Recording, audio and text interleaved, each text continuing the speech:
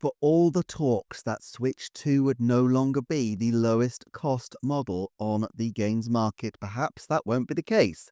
Sony have made the decision to bolster the price of the PlayStation 5 models in the UK, Europe, Australia, and New Zealand. The reason given by Isabel Tomatis, the Vice President of Global Marketing at Sony Interactive Entertainment, was a backdrop of a challenging economic environment, including high inflation and fluctuating exchange rates. The insinuation by many appears to have been that they are ameliorating the tariff risk in America by raising prices across the board. Do these claims stack up, and what are the implications for the console market and its prices as a consequence? First, then, let's take Sony's assertions on their own terms and see what we can make of them, beginning with inflation. Debuting in the UK at £360 in 2020, the PlayStation 5 Digital already got a price bump to £390 in 2022, and now will take 42,999 of your best English pennies, £429.99, to purchase. Of course, £360 adjusted for inflation in UK terms is £449, so this is still a below inflation increase. In Australia, the launch price was 750 Australian dollars, and it bumped up to $800 and now comes to $830 following this more recent price hike. With full inflation taken into account, however, the Australian price would be $895. So yes, just on inflation terms, their console is still a better deal now for consumers than it was in 2020. And yes, of course, this measure doesn't take into account affordability in the marketplace, though that is something that I will be exploring soon in a couple of other videos. But while we all may wish that every good would receive price cuts, inflationary increases are essentially just pegging the price at the same real-term costs. Evidently, inflation affects not just the sale price but also the manufacturing cost. This is rather more difficult to determine, with PlayStation 5s being made in China and Japan, and therefore it is probably the exchange rate risks that are more clear to see. Clearly, Chinese PlayStation 5s are going to be far more expensive to import to the US. In Japan, on the other hand, I imagine that the company had hoped to offset the far higher costs of operation by exploiting the lower yen. And this brings us to the second risk that Tomatis identified: fluctuating exchange rates. The yen has already strengthened against the dollar, going back more or less to the point where it was in August and September last year, where there was some market turmoil. It is the explicit aim of both Japan and America to strengthen the yen and deflate the dollar. Therefore, while Japan may not immediately face tariffs quite as stringent as China on their product for America, it doesn't really help the company that much if they're effectively losing a lot of money in currency exchange. Large companies can always find ways to hedge against this kind of risk, but the hedge itself is costly, and the problem is that these changes can be quite abrupt.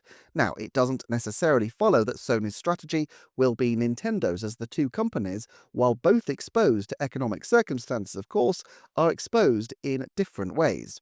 Although the parent company is Japanese, Sony Interactive Entertainment is based in the US, headquartered in California, and a good number of its PlayStation studios are US-based. Their profits flow to the US. Japan is a smaller market for PlayStation 5 compared to the Switch. While exchange rates, inflation, and tariff stress import costs to the US, the home market does offer a certain degree of protection for the American consumer. A dollar spent on PlayStation in Wyoming will go into the pocket of Sony in California, sure, subject to retailer cuts, taxes, and so on, but not subject to currency pressures.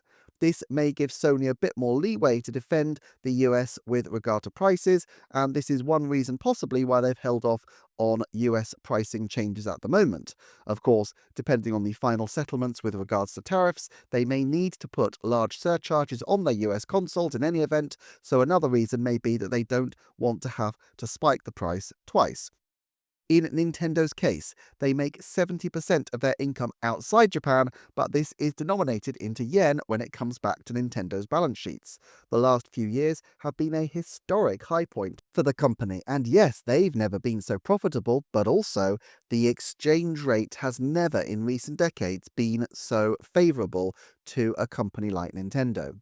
They appear to have built their hedge into the new system's price structure with a far cheaper home market Japanese system. In just 2 weeks since they announced the system's price, the yen is 3% stronger against the dollar. A 40% strengthening would only take it back to the situation at the start of the decade. A 90% strengthening would take it back to the days of the Wii U, where, quite aside from issues with that console at launch, they were also gaining about half as much for every international sale in strict currency conversion terms. It was a very, very difficult time for Nintendo given the exchange rate backdrop. By this point, the Japanese price advantage would have more than eroded in relative cost terms, and the consoles would be cheaper for Nintendo to manufacture in exchange rate terms, since most of the production takes place abroad. If we return to those days, they just won't make nearly as much from foreign console sales, which is still 70% of their income, and may be pushed back, as they were in the 3DS and Wii U era, to selling their consoles at a loss. The fact that they don't tend to do this does give them a larger layer of insulation from needing to make abrupt price increases compared to Sony, who like to use their consoles as more of a loss leader. It strikes me that a certain margin is built into Nintendo's international prices to account for this possibility, while the reverse is built into the Japanese price. A year or so hence, heck, potentially only a few weeks hence, that difference could well evaporate. I think Nintendo likes to hold the line on its prices, but it also would not want to be in a situation of raising them too often. And from what I can determine, when it does change prices in particular locations, it tends to try to make these changes in the January to March quarter, which is quieter anyway. In other words, it aims to lock in its prices for the holidays earlier in the year. Clearly, if there was a very drastic change and a very sudden change, they wouldn't be able to wait. But Furukawa confirmed in an investor Q&A at the end of last year that he was not at that time considering price rises for the Switch. The Japanese console price also makes sense in terms of trying to drive the biggest Japanese install base possible early on to the system, because in the next few years, Japanese game sales are going to be a far more secure source of revenue than international sales. I think their top priority in the coming year, with the international markets being uncertain, will be to ensure that in Japan at least they have a huge and accelerated head start. Yes, the US is a bigger market than Japan, but Japan is also a very substantial part of Nintendo's sales.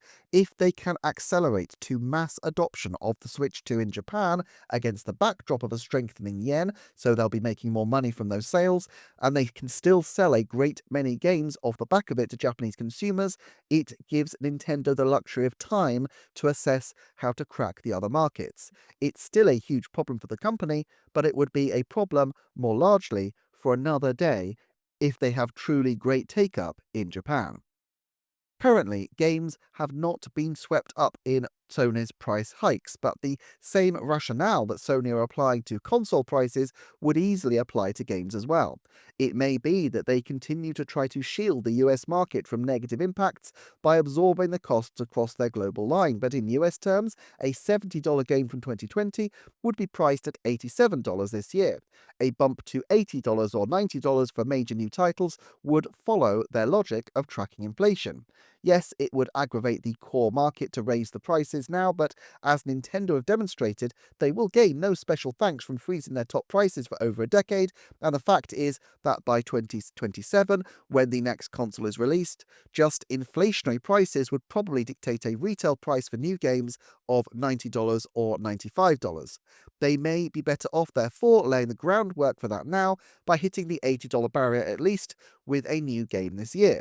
As for Nintendo, I maintain that Nintendo's price hikes are actually unlikely to dent them all that drastically in the long term. They may get some flack from appearing to be the first mover, but in the long term I think this will quickly be forgotten in the coming years. For one thing, while the Mario Kart bundle is tagged as a limited edition, I don't personally believe that this is their intention for a second. They simply wish to have the option to remove it from the market if things take a negative turn, and then reissue it with different pricing. But that does mean that nobody who wants Mario Kart World need pay $80, and since Jamboree is widely owned already, Most people won't be paying a single $80 charge for that game either, even if the effective price of the upgrade does bring it up to $80. If the whole of the market maintains even just broadly inflationary uplifts, Nintendo soon won't be seen as outliers or even especially expensive for long, and at present, I'm not sure there are many times when people will be paying $80 game prices. Will this all hurt sales? Probably. But of course, the bet will be that entertainment products like games generally have strong enough demand that the price hike will still bring in more money even from slightly fewer customers. Satoru Iwata's view was certainly that consoles had a great deal of resilience because they are relatively less expensive entertainment sources compared to many others, especially when adjusted for the hours played. If the perception entrenches that consoles don't become less expensive over time, but can actually increase in price, there is even the possibility that the price works for Nintendo in that people may feel that they would rather go into the system sooner rather than later by waiting for a deal that might, after all, never come. In particular, if Nintendo has a price they feel is defensible, not just for the next year, but for several years to come, then they may ultimately be able to offer greater stability. I also think that Sony may look to benefit in the next few months from the widespread perception that the PlayStation 5 price is about to increase by pushing greater volume into their American market. For more on related topics, do check out the videos on screen. Thank you so much for watching. Thank you as ever to my Patreon supporters, and I shall see you next time for another Nintendo Forecast video.